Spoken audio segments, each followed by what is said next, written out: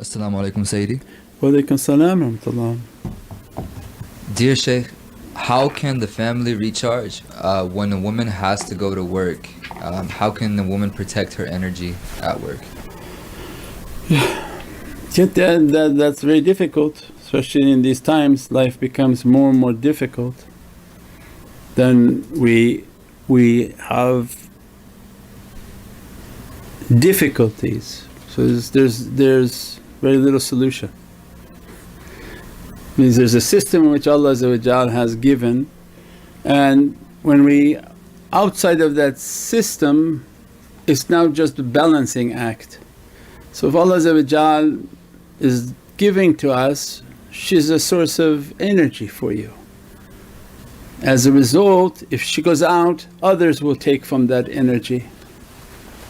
So she has to be very strong, practices spirituality and keeping a distance, but at the same time, because the negativity that will dress her even more than dressing the man, then they come back and they have fights and arguments and difficulties. This is the byproduct of shaitan's system. So I can't say something that excuses it, we just teach the reality. If people can't live within the reality, they can strive for it. They can say, I want to get a job where I work from home so I don't have any interaction with people. Only interaction is going to be through that computer or through a telephone. At least now you've greatly limited that exposure.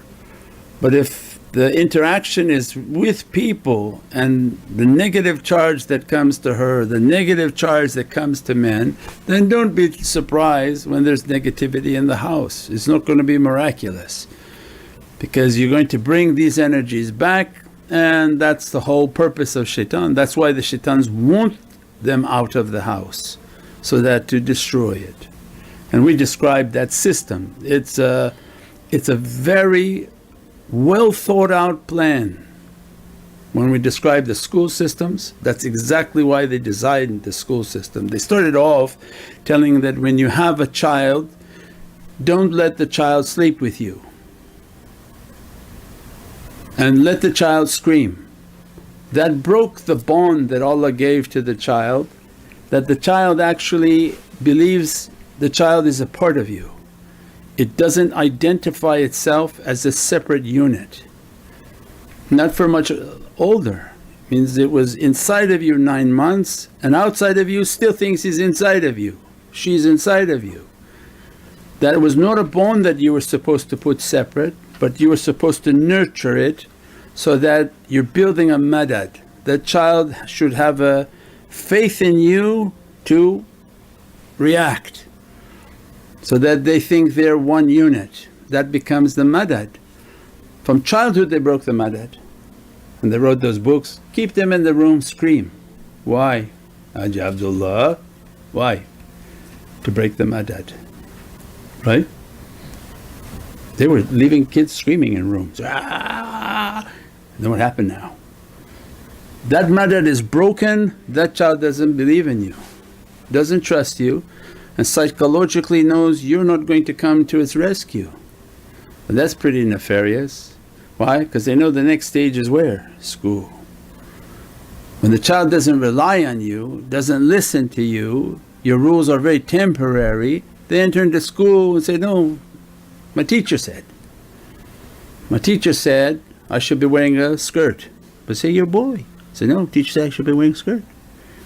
You broke the madad. Now that child doesn't rely on you, so this has been planned. For the last 60 years they planned this system, because we don't know their intention, nobody can speak to their intention, but because of trial and error.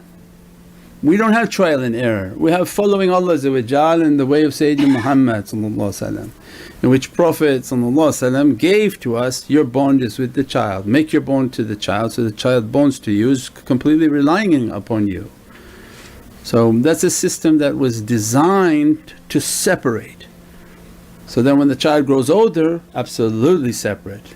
They don't even take your advice, they have no sort of acceptance of who you are, and what your authority is. Well, that was all planned.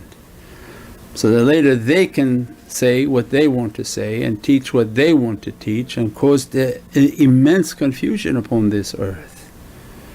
But the ways of the heavens is with supreme guidance, so they don't follow and be tricked by shaitans, inshaAllah.